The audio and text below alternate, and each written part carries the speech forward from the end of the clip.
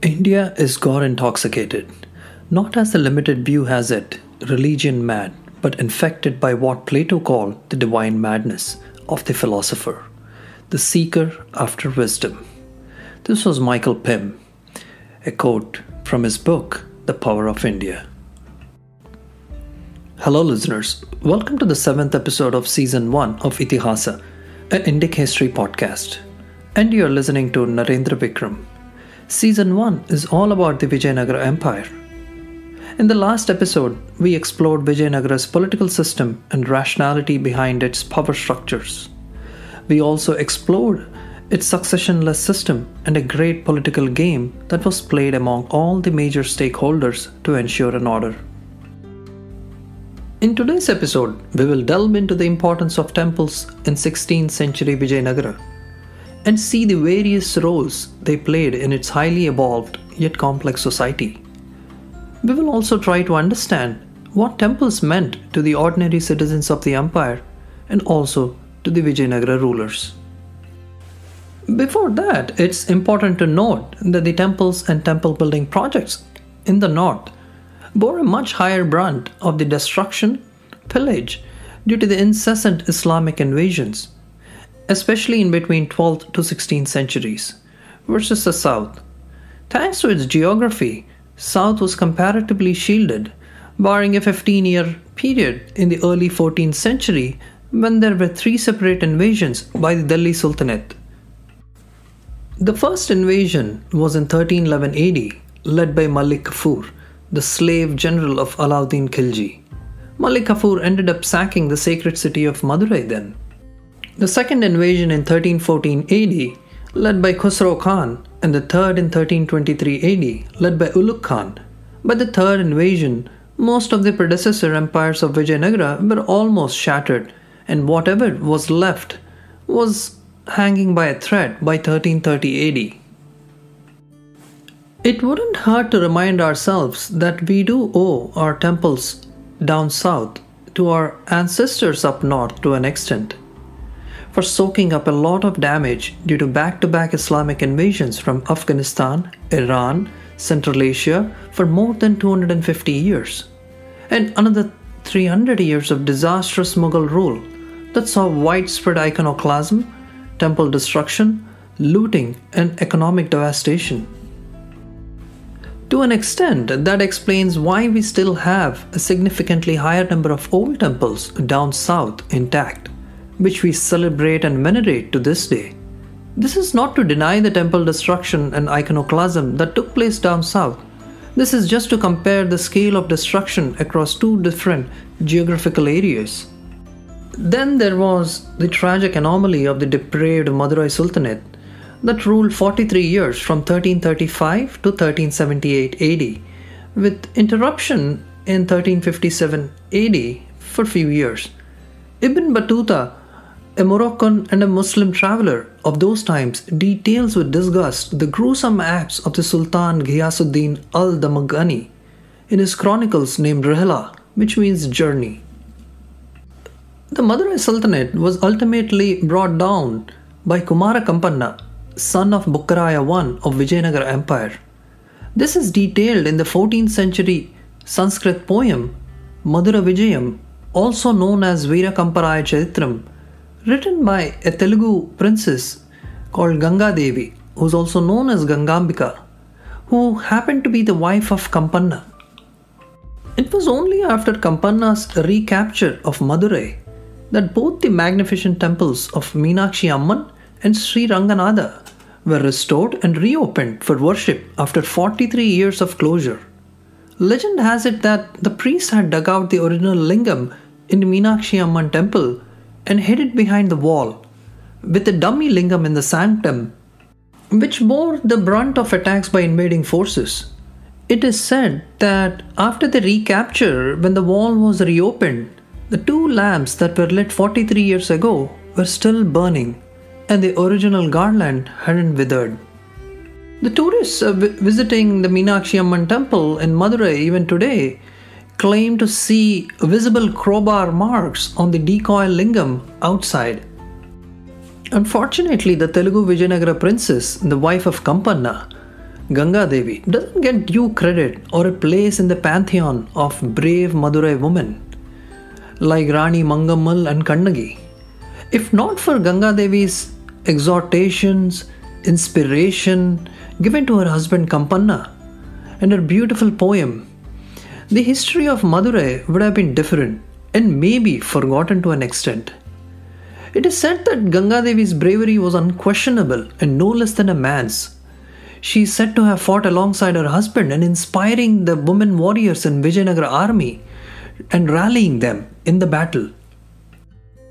It is said that Ganga Devi had given Kampanna the sacred moon sword of the erstwhile Pandya Empire and asked him to vanquish the depraved Madurai Sultan and end the Madurai Sultanate, which was responsible for desecration of Madurai's sacred temples, gut-wrenching rapes and genocides.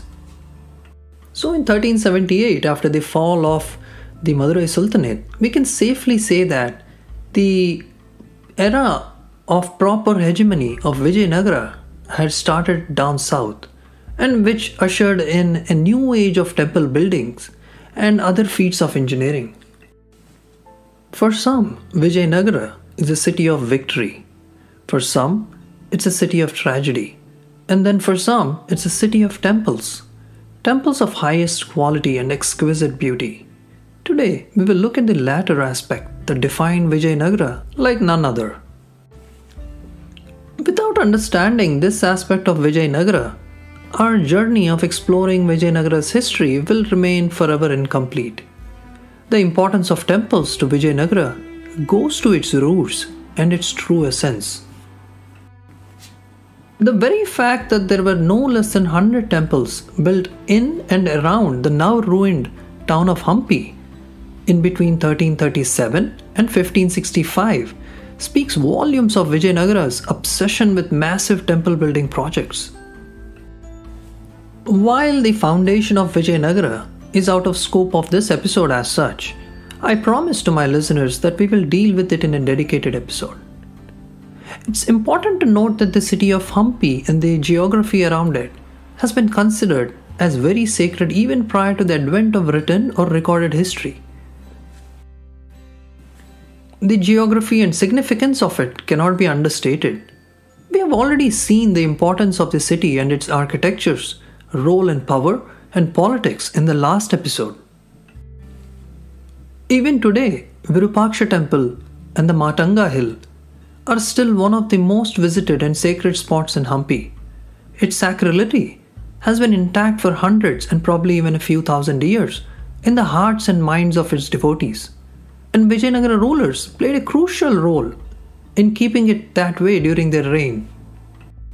The close relationship between religion and life of the people in the 14th and 16th century is pretty obvious. The massive temple building projects in this part of the country were undertaken by Vijayanagara rulers in the 300 plus years of rule. This is not to take away anything from their predecessors like Chalukya Badami, Cholas, Pandyas or Kakatiyas who were master temple builders themselves. This is only to stress the fact that Vijayanagara rulers took temple projects to a totally new level like never seen before. These are mega projects and resulted in some exquisite examples of engineering and artistic marvels over a long period. These temple building projects were almost always undertaken by kings, members of the royal family, feudal lords, military commanders, and ultra-rich merchants connected to the high-class nobility. Temple building was considered as one of the great 7 meritorious deeds. The impact of temples on social, religious, economic, and cultural life was very significant. While this applies to whole of India, the temple projects were indeed taken to a different level down south. With this, we have a basic idea and better context of the prelude and setting in which these temple building projects down south during Vijayanagara Empire happened. Vijayanagara Empire had reached its golden age during the reign of the great Raya, or also known as Sri Krishna Deva Raya, down south. one of the most beloved and respected monarchs to have ever ruled in India, on par with other great rulers like Rana Pratap, Chhatrapati Shivaji Maharaj, Ranjit Singh, Ashoka, Chandragupta Maurya, or Rudra Singha of Ahoms. It was during the great Raya's reign that arts, culture, religion, wealth, welfare of the people, happiness in the empire, and almost every aspect of an empire reached to such high levels that even to this day, the monarch is fondly remembered for and celebrated by every person who knows even a little about him. I will be doing a special episode on Sri Krishnadevaraya in the upcoming episodes of this series. The great Raya was immortalized by the veteran Telugu actor late N.T. Rama Rao in the 1956 cult classic Tenali Ramakrishna. If you haven't seen that movie, do yourself a favor and watch it even if you don't understand Telugu. It's even available on YouTube for free, and I promise your time will not go wasted. It nicely visualizes aspects of the Vijayanagara period in a beautiful way.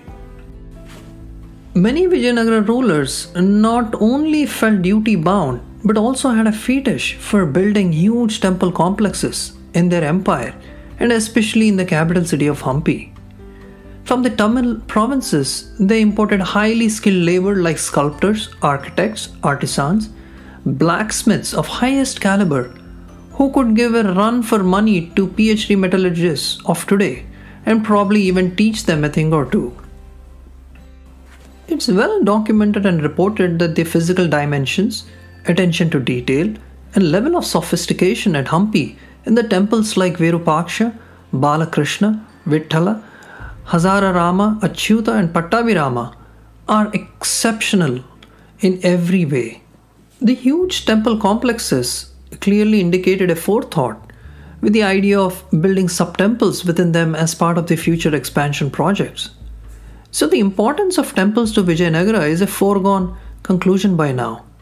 Realizing this cultural and religious importance, the kings, the nobility, wealthy merchants, and the professional guilds contributed heavily to these projects with liberal donations and gifts to temples.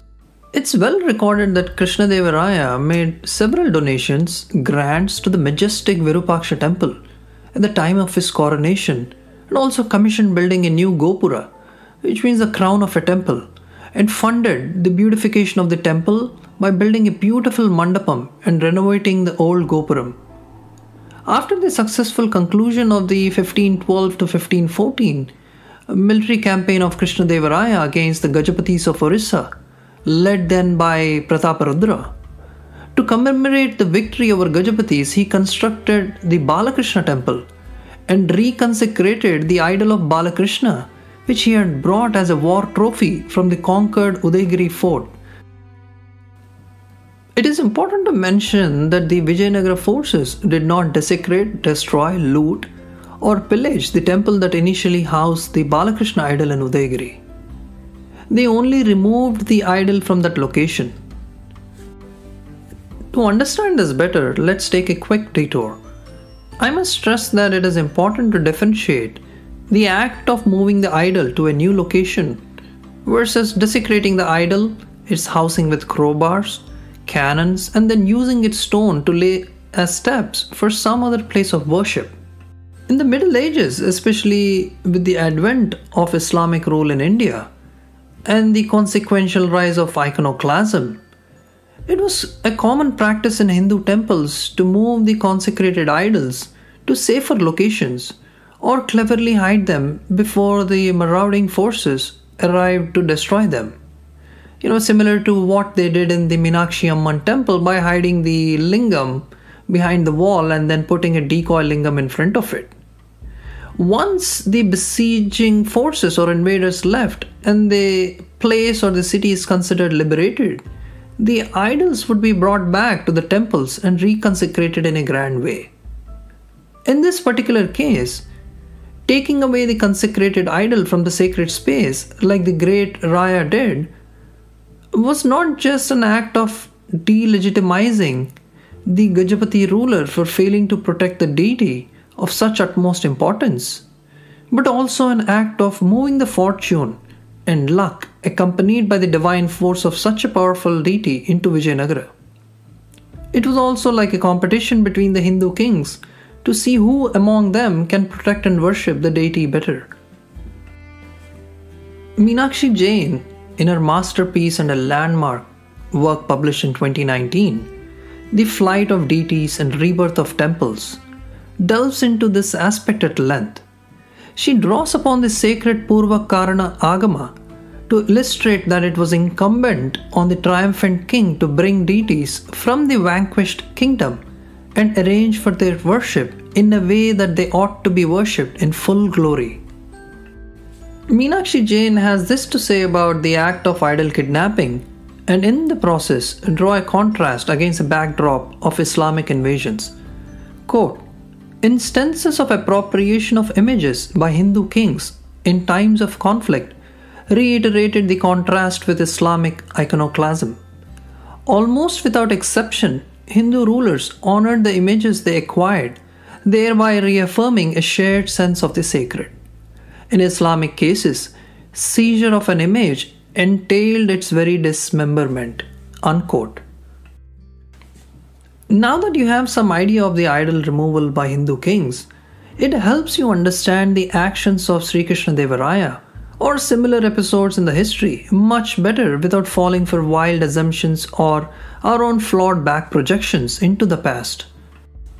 During the Vijayanagara era, a number of religious activities, ceremonies, and festivals were celebrated by its citizens within the temple complexes. It's also well known that both Shaivism and Vaishnavism were the two main religions in the empire. Both Shiva and Vishnu used to be worshipped in different forms, such as Virupaksha, Mallikarjuna, Pampapati, which means husband of goddess Pampa, one of the utmost important deities of Vijayanagara. This again goes to the foundation of the city right to the day zero, and then in the form of Nageswara. While God Vishnu was worshipped in the forms of Vitthala, Krishna, Narasimha, Venkateshwara, Tiruvengalanatha, and Anantasayana. So Vijayanagara rulers naturally built temples and other magnificent edifices for all these forms of God. This made the rulers to be very accommodative and hence built small shrines around the main Garbhagriha, which means womb of the temple, in the temple complexes, even if it meant they were deviating from the original intended design. Hence, this style of temple building attracted both the skilled workers and devotees alike. The temples also acted as major religious venues during the Mahanavami, Dashara, Deepavali, Vasanta Mahotsava, Holi, and Krishna Swing Festival. These were celebrated grandly and which were presided over by the reigning monarch personally. The Mahanavami Dibba, which is supposedly one of the most popular tourist destinations today, the huge raised platform in the middle of Hampi, was used extensively for the Navaratri celebrations. This platform used to have a massive decorated wooden structure over it that was burnt down during the sack of Hampi after the Battle of Tallikota. The temples in Vijayanagara also created massive employment and provided sustenance to not just its subjects but also to people emigrating from other kingdoms. The rulers also gave a lot of donations to the priestly community to help them build agraharas that then created more jobs, avenues for charity, educational and religious institutions. The temples employed astrologers, reciters of Puranas, timekeepers, mantra pushpa reciters, and resident scholars. Then there were people employed to supply flowers, garlands, carpenters, chefs, goldsmiths, tailors, gardeners, drivers, watchmen, Kavgi suppliers, drum beaters, torchbearers, decorators, musicians, cleaners, etc. from various communities cutting across different castes and creeds. In short, people like priests, farmers, merchants, ordinary citizens actively participated in maintaining and developing rituals in the temple. This in turn helped furthering communal harmony and overall tranquility in the society. This pluralistic collective of communities that helped in maintenance and sustenance of temples were referred to respectfully as Padamula Parivara. Also, irrespective of who built the temples, In Vijayanagara, they were always treated as a valuable community property. That was the responsibility and duty of the collective to ensure its upkeep and health, because of the important role it played in social welfare in addition to its religious importance. The administration of these temples in Vijayanagara was highly efficient, ethical, strictly audited, and streamlined. On a side note, it's not something that people today can fully emulate. This is an extreme contrast with the debased and corrupt way in which the Indian state and the local administrations today interfere and run the temples in which the state has no business to poke its nose in the first place. Coming back to the topic, the old Vijayanagara inscriptions on the Vittala, Hazara Rama temple and Raghunatha temple near Penukunda do mention the appointment of Sthanika or Sthanapati as a manager or trustee for each of these temples. Sri Krishnadeva Raya appointed 2 Sthanikas for the Balakrishna temple. The Sthanikas administered these temples in addition to managing the lands and property of the temple, and also receiving grants made to the official state deity Virupaksha.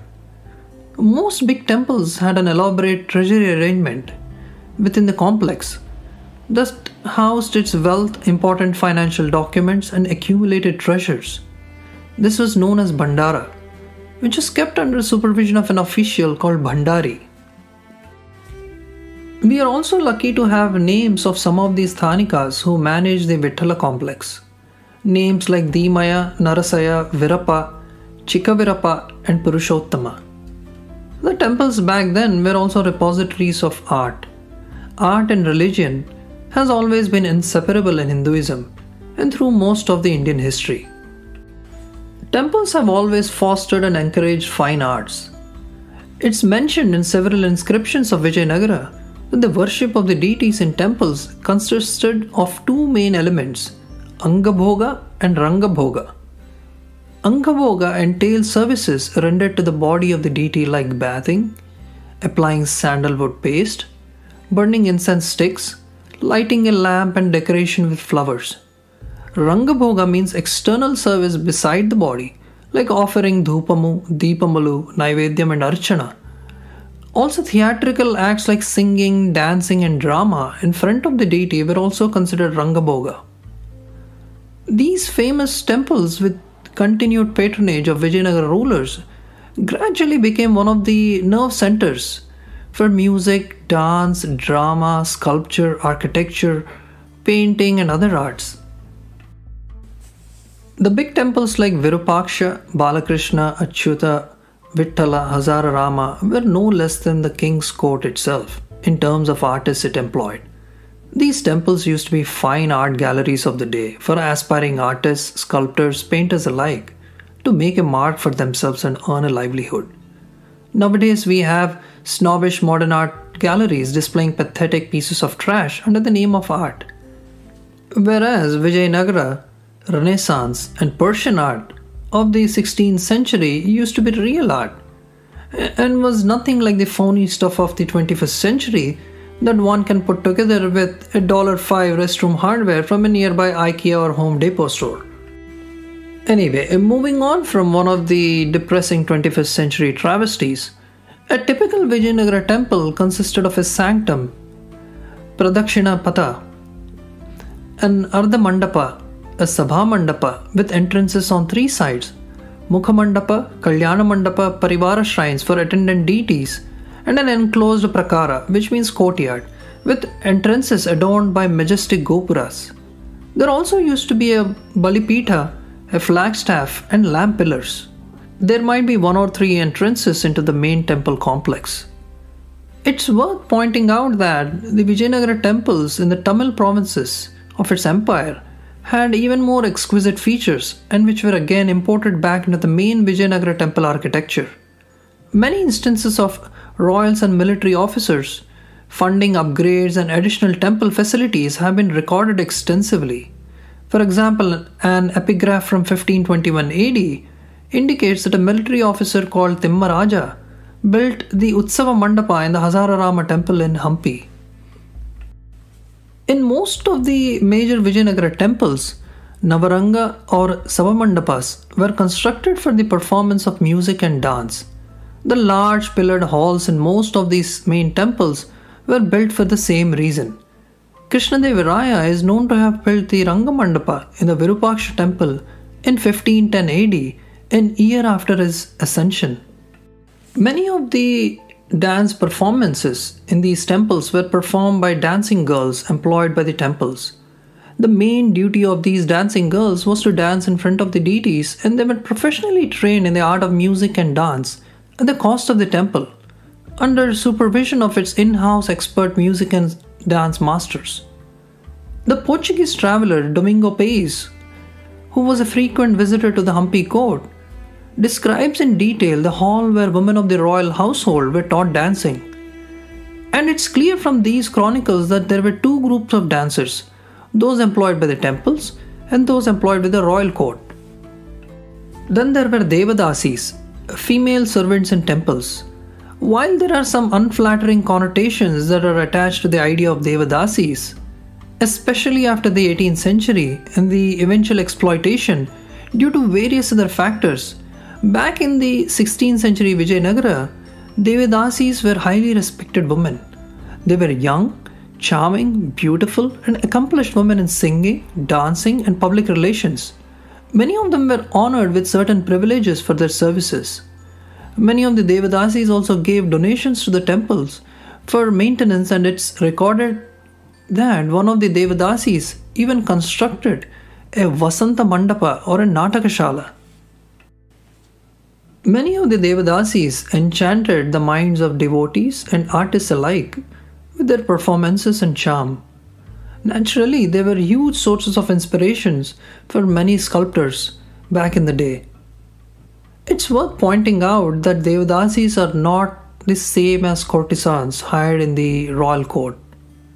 While courtesans did offer sexual companionship to the royalty and nobility, their profession wasn't limited to just that.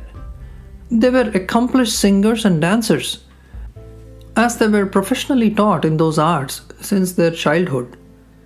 A courtesan also used to be accomplished in various other fields and had to be nothing short of a learned scholar, a skilled musician, clever gambler, and a brilliant conversationalist in order to win over the men of wealth and distinction. Courtesans of that day were highly respected and considered as elite of the social order. The only difference between courtesans and Devadasis was the latter dependent on the temples for their livelihood, while the former were independent and became affluent in their own right.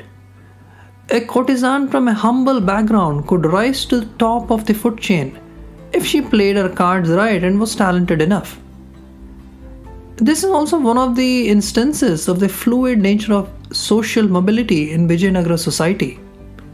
Irrespective of from where you came from, this is a testament to its cosmopolitan and pluralistic DNA.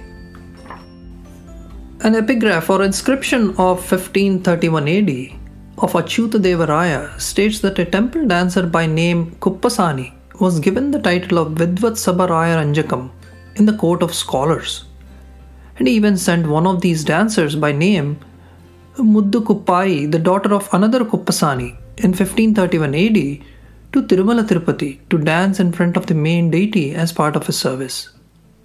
These women would have given many of the hyped up good-for-nothing Bollywood celebrities and pseudo-intellectuals in our current society a run for their money.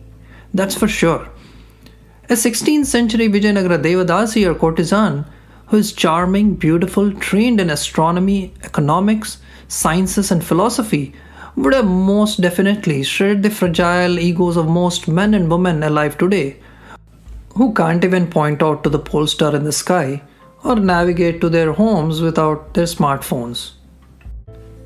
So next time, my listeners, when you hear about Devadasis or courtesans from antiquity, please make sure you don't just think of Kama Sutra. Instead, think of high intelligence and sheer talent.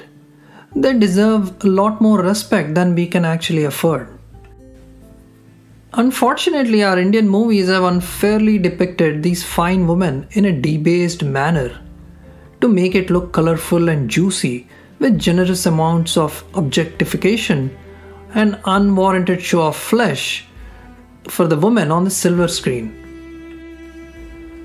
So these temples also used to house the most cutting edge of the musical instruments as part of its artistic arsenal, in addition to musical literature of highest quality. The official state pontiff and the founding seer of Vijayanagara, Vidyaranya, is said to have written a musical classic called Ithihasa, consisting of 15 primary ragas that were supposedly housed and recited in one of these temples. And Krishnadevaraya himself was an accomplished musician and a master poet. Achyuta Devaraya and our tragic hero Aliya Ramaraya were also said to have been great patrons of music. Ramaraya himself was an accomplished player of veena as per an inscription from 1589 AD.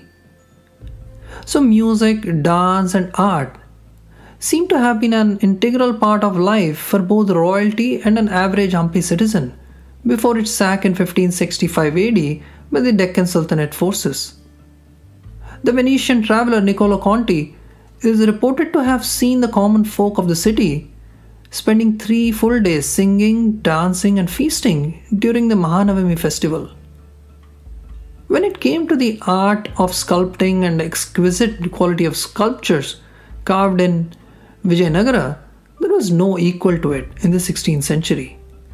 From the awestruck chronicles of European and Middle Eastern travelers, one can only infer that Vijayanagara art was on a totally different plane when compared to the rest of the world. The gigantic and magnificent 7-meter tall monolith of Ugra Narasimha and its enclosure was commissioned by the great Raya in 1528 AD, a year before he died. It seems to have been left unfinished for some reason, probably because the Raya died. We are not exactly sure why it was left unfinished. But it was consecrated by the great Raya's royal guru, Arya Krishna Bhatta. In this monolith, one can see the beautiful yet terrifying Narasimha sitting in a cross-legged yoga position on a 3-fold coil of Serpent King Adisesha. This monolith, though, in reality isn't just Ugra Narasimha. It's actually Lakshmi Narasimha. The reason people over years ended up referring to it as a former was due to the fact that one of the arms that's encircling the waist of his consort, Lakshmi, is missing along with the goddess herself. This monolith was partly destroyed during the sack of Hampi by the Deccan Sultanate forces after the Battle of the Likota in 1565 AD. The accompanying Lakshmi statue was reportedly broken off with the help of crowbars and axes from Narasimha and supposedly pulverized to pieces. So next time you see this beautiful monolith in Hampi, please try visualizing the goddess Lakshmi sitting on one of his thighs and see if you can mentally complete the beautiful piece of art at least that way. And not so far from this statue, we have a majestic underground Shivalingam, or also known as Badavalinga, that's 3 meters in height. It is said that the bottom part of this linga is always underwater. Then there are also some beautiful Ganesha idols and shrines in the city. 2 of the most beautiful and largest ones are located in the sacred Hemakutta region of Hampi. There are also some Jain temples in the city that depict sculptures of Tirthankaras, Yakshas and seated Munis. And by the time of the great Raya, the portrait sculpture style had become very famous and prevalent. Reports of exquisite paintings adorning the walls and ceilings of the palaces in Hampi are described in detail in the chronicles of Domingo Pace. A single episode clearly can never do justice to the depth, scale and extent of heart in Hampi or Vijayanagara. Along with temples, Agraharas and Mathas of Vijayanagara city played an important role, not just in the spheres of religion, but also in education and learning. They were important centers of education. With the influence of Jainism and Buddhism, monastic systems evolved. This is natural. This certainly had an impact on Hindu religion, and its tradition was adopted, continued by the acharyas of the Hindu temples and mathas. Education in India has always been given high importance since the ancient times. That continued even in Vijayanagara, with the rulers, nobles, merchants, and people across the society generously supporting these educational and religious institutions. It's worth pointing out that, considering the cosmopolitan and highly pluralistic nature of Vijayanagaran society, there were rarely anyone who were deprived of education. A great care was taken by the royals, nobles, merchants, and ordinary citizen classes to be well educated. During the reign of Great Raya, educational centers with establishments of many mathas and agraharas flourished. It is said that in these mathas and agraharas, the teachers were of highest moral character, religious minded, and very well versed in all branches of knowledge and sciences. They were very proficient in teaching philosophy, logic, Vedas, grammar, poetry, drama, dance, music, astronomy, algebra, trigonometry, and literature. These institutions offered free boarding and scholarships to anyone who was interested in educating him or herself, irrespective of from where they came.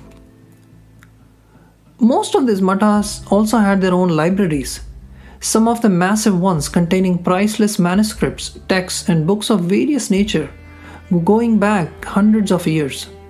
These libraries were called Pustaka Bhandaras. Almost all of this was wiped out in a matter of few weeks of Hampi's brutal sacking post Tallikota. Agraharas too served similar functions as mathas, with the only difference being that it was a settlement of Brahmins endowed with lands, houses, and facilities by the proclamation of royal order. An agrahara was like a corporate body that had full autonomy on its assets and was self-governing in nature. But it didn't fully own the land on which it was situated.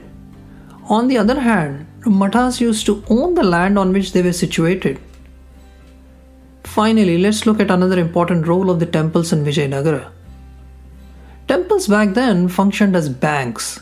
This wasn't a fantastical innovation on part of the Vijayanagara rulers. This aspect of temples goes back to the ancient period of India instead. Both temples and merchant guilds acted as banks, doling out loans to borrowers and receiving deposits from the public. The only thing was, Vijayanagara took it to the next level, just like everything else it did. Hence, there was a huge inflow of continuous income to the temples. As these deposits accumulated in the temples, the trustees when I say sthanikas, gradually decided to make use of those funds for the public service. So the temple trustees or sthanikas invited the leading merchants of the city to use those funds as a capital and in turn asking them to pay interest on it. Usually the interest rate was considerably high. Some inscriptions of Balakrishna temple and Vithala temple mention such banking activities happening. During the time of Achyutadeva Raya in 1536 AD, the interest per month was 5 Ghatti Gadyana and 50 Chakra Gadyana per month on an amount of 200 Gadyanas. While it's difficult to give the inflation adjusted values of these denominations, we do know that a Gadyana was also known as a Varaha. Varaha was a gold bullion coin of probably 3.4 grams, and Ghatti Gadyana mostly means it was a gold coin that was debased to a slight extent, and Chakra Gadyana was probably of lower denomination with higher levels of debasing, probably even using some other cheaper metal. So the interest being charged was sufficient to fund the temple expenditure of one ritual. In a way, temples worked as a modern-day cooperative banks without going bust by giving bad loans like it happens today. And in many instances, the temples supplanted the powerful merchant guilds as financiers. So we have seen in detail how the medieval period temples in Vijayanagara attained greater significance as centers of fine arts, religion, education, and banking. This is only due to Vijayanagara being headed by competent rulers for most of its existence and until the D-Day at Tallikota. The city as such was also well protected by its competent armies and its natural fortresses till the end of 16th century. This allowed the Vijayanagara rulers ample time to systematically build grand temples, complexes, and other feats of engineering across the empire. If the beating heart of Rome was the roar of the Colosseum and marble of its Senate, the beating heart of Hampi was the ringing bell of Virupaksha and the polished granite of Vithala. With this, we end the episode, and I hope listeners enjoyed learning about the importance of temples to the 16th century citizens of Hampi. There is so much that I couldn't cover when it came to art in Vijayanagara. It's just too vast and might even deserve its own mini season. So I sincerely apologize for going only this far in the interest of my listeners' valuable time.